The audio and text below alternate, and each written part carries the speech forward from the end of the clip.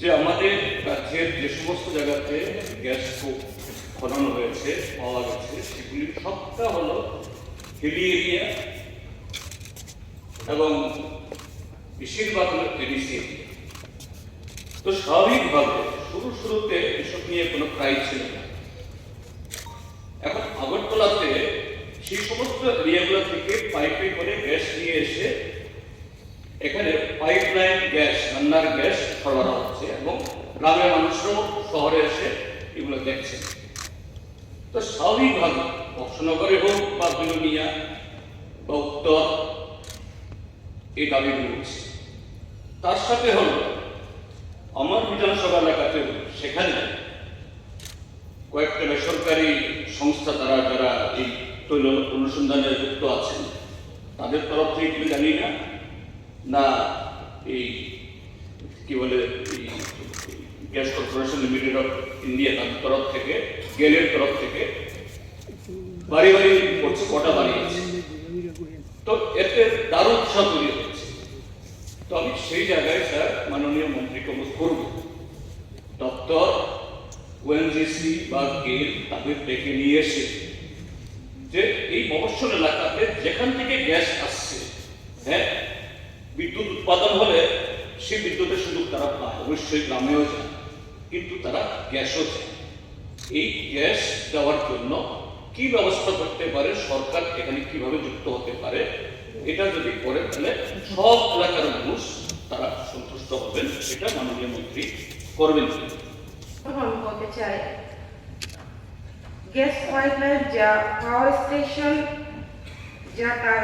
যা তা দিয়ে সিএনজি স্টেশনে যাওয়ার পারমিশন দেওয়া হয় না। পাশাপাশি north east gas distribution company limited সম্ভাব্য গ্যাস সরবরাহের পরিকল্পনার জন্য ওএনজিসি এবং ওয়েল ইন্ডিয়া লিমিটেডকে সমাধানের জন্য যোগাযোগ করা হয়েছে এবং এই কোম্পানিগুলির উত্তরের অপেক্ষমান। যদি আইজিজিএল পাইপলাইন কমিশন করা হলে প্রযুক্তিগত সম্ভাবনার ভিত্তিতে পরিস্থিতি পর্যালোচনা করে বক্সনগর এলাকায় অথবা অন্যান্য যে যারা কোয়েশ্চন করেছেন সেই বিষয়ে আমরা দেখব, তারপরে আমরা ব্যবস্থা নিতে পারব। ধন্যবাদ। আমার বলেন, ইন্টারভেন করেন, ভালো হয় বিষয়টা। এটা ত্রিপুরা রাজ্যের যে মফস্বল এলাকাতে যেখান থেকে গ্যাস উৎপাদিত হচ্ছে তাদের একটা তীব্র চাহিদা এবং কিভাবে মেটানো যায় টেকনিক্যালি বা যেভাবে তো যে ওইএনজিসি বলুন, গেল বলুন, বিজনেসটা আগে থাকে।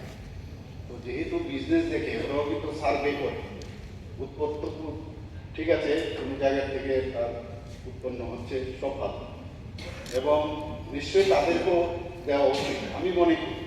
কিন্তু দিতে গিয়ে ওরা তো বিজনেসটা দেখে ওইখানে কত রকমের মানে কতজন গ্রাহক আছে, তারা অ্যাপ্লাই করেছে কিনা ইত্যাদি দেখে কিন্তু তারপরে কিন্তু এটাতে ইভেন আমি বলছি আমি যে বাড়িতে আছি পুরনো যে বাড়ি সেখানে কতবার আমি বললাম যে আপনারা আমাদের মেইন আগরতলা শহরের সেন্ট্রালে আমি থাকি, অথচ এখানে আপনারা গ্যাস না নিতেন না।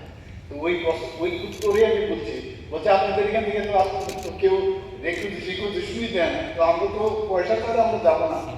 মানে এই হচ্ছে বিষয়টা। তবুও আমি বিষয়টা নিয়ে যদি আমি দেখি যে কারণ বিজনেস দেয়ার একদম কমপ্লিটলি বিজনেস পিপল, কাজে ওরা ওদের লাইন টানবে, অনেক পয়সা খরচ আছে। পয়সার পরিবর্তে পয়সা যদি না আসে তবুও ওদের ডেকে মাননীয় মন্ত্রী মহোদয় আছেন, একদিন আমরা বলবো বিষয়টা নিয়ে, এবং তাহলে আরো ক্লিয়ার হয়ে যাবে বিষয়টা আসলে কি এবং দেওয়া সম্ভব কিনা। আরো যদি আনুষঙ্গিক আরো কিছু বিষয় থাকে, আমি তো I am not expert in this, তাহলে বসে আমরা কথা বলি যে প্রশ্নটা আপনি করবেন।